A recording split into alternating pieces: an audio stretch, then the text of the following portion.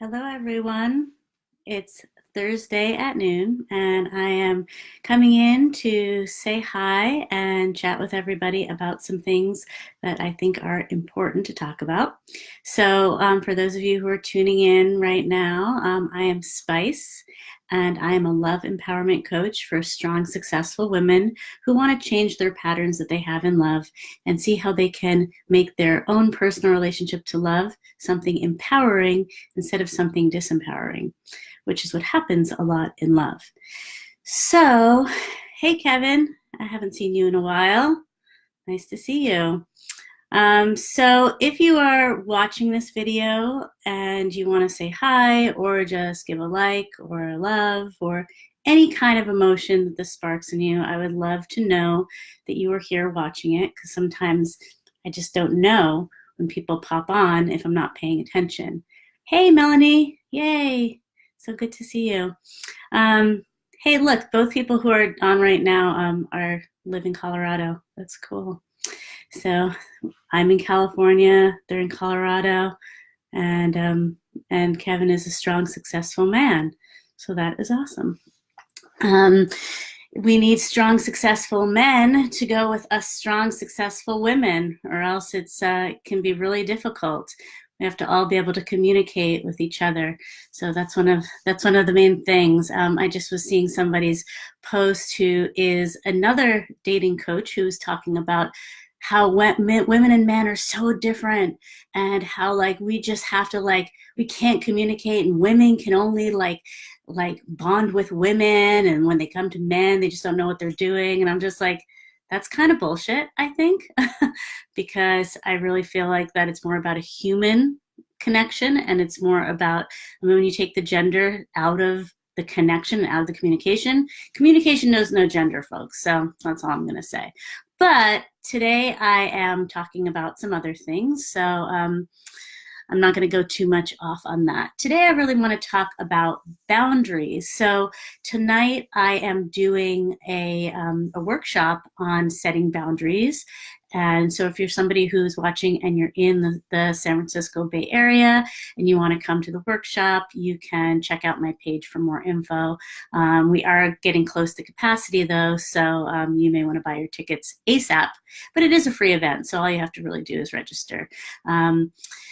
So we'll be talking tonight about boundaries and how boundaries are some of the best self-care there is. And I really agree with that. I think it's really super important to be able to set boundaries in a way that's going to feel good for you, because it never feels good when you feel trampled on, and when there's something that you want and you're not getting it, and you're not speaking up about it. And it can be really hard to speak up about our boundaries. And let people know what they are. And sometimes we don't even know what they are ourselves. So here are 5 ways that I think you can stick to your boundary, or boundaries that you may have, in order to really feel like you can get them working. So let's see. We will start now. Cool. So number 1, this is all about self-worth. You have to see yourself as worthy of being able to have the boundaries that you have. If you don't think that you're worthy of even having the boundary, how are you going to be able to ask for it? And then it'll be very easy for you to not stick to it, because you'll say, well, I guess I really shouldn't want that. Maybe that's too much. Sometimes boundaries can be seen as wow, this person has so many boundaries. But the flip side of that is, wow, that person has no boundaries, and nobody likes that. That always comes off as somebody seeming like they don't really know what's good for them. And so finding that middle space in between is super important. So being able to see yourself as worthy of having the boundaries that you set is really super important. So number 2 is about, peace sign, is holding yourself accountable. So, so many times we want to find somebody else to hold us accountable.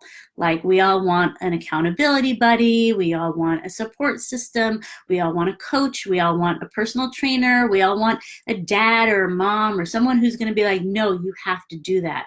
Because when something's hard for us to do, it can be really hard for us to do that for ourselves. We want to have somebody else there to help us to help us keep that accountability.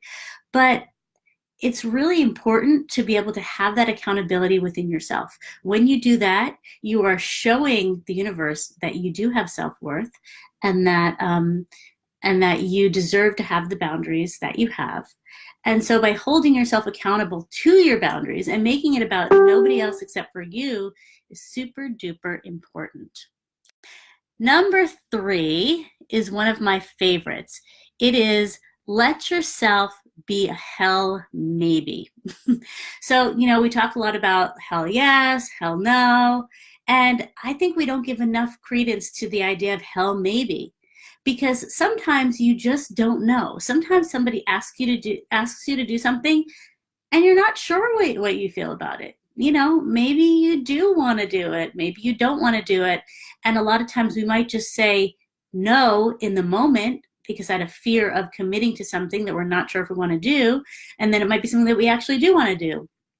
Or we might say yes in the moment because we don't want to offend somebody, and we're not sure. Well, maybe I will want to do this at some point. I don't want to have FOMO later and miss out. So we say yes in that moment, and then later we may think, I don't want to do it. So it's okay to say maybe. It's so okay to say maybe. It's okay to say to somebody, you know what? I'm a hell maybe. So that's my new slogan.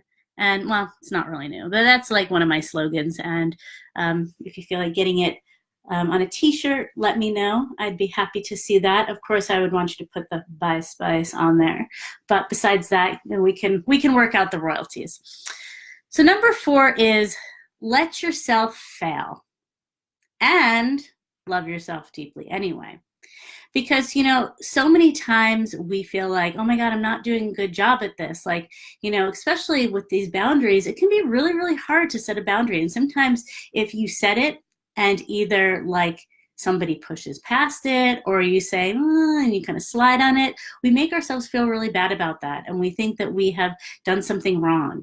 And a friend of mine who teaches improv, who I guess she's not listening right now, but maybe she will be later. She talks a lot about failure in her classes and just celebrating failure.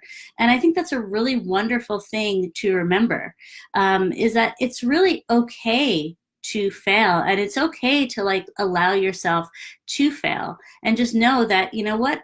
I didn't do it the way I wanted to this time. Let me do it the way I want to next time. And it's important to really allow ourselves to loosen boundaries if they're not working for us. Boundaries are a very fluid kind of thing.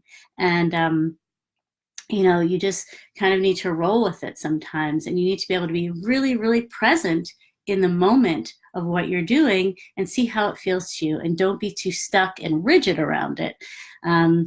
These are all many, many things that I could keep saying. So I have to move on. So number 5 is don't go for your usual type. Now, this may sound counterintuitive, but it's not. So if we know that we have this certain kind of stereotype that attracts us, and we keep going for that same kind of thing, and we keep getting the same negative result, why do we do that? So childhood wounds are very familiar things. And so we are drawn to the people that we know are going to wound us and hurt us in the same way that we have been wounded and hurt before by our parents or by other authority figures or by our peers. And so we keep going back to that same thing. And so a way to set a boundary is to just not keep going back to that same thing. And the way to stick to that boundary is to recognize, hey, I'm doing that thing again, and I'm repeating that same pattern, and I don't want to do that. So those are 5 boundaries, and I'm actually just going to give you one more because this is one that is really, really important. And so before I go, say hi to other people. Hi, Raven, and hey, Hannah. Ishmakane, I haven't seen you in forever. Yay, I'm so happy to see all these lovely people that are joining on the on my live stream. And if any of you feel like saying hello, or you feel like liking or love it, it would be nice to know that you are enjoying what I'm saying. So Yes, Melanie says, don't be fooled by them looking like a different type on paper. And narcissists and psychopaths come in many different packages. And it's true. It's just so important to recognize, to be able to recognize what's underneath. And I have a lot to say on that, but that's for another live. So before I go, I just want to bring up that one last point about boundaries. And it's just about really, really knowing what your boundaries are. And that is a whole entire process that I teach in my classes, that I teach in my courses, that I teach to people that I work with individually. It's really about, you have to get really, really deep into knowing what you want and what you need, and knowing how to ask for it, developing that self-worth that we talked about to know that you can actually have that.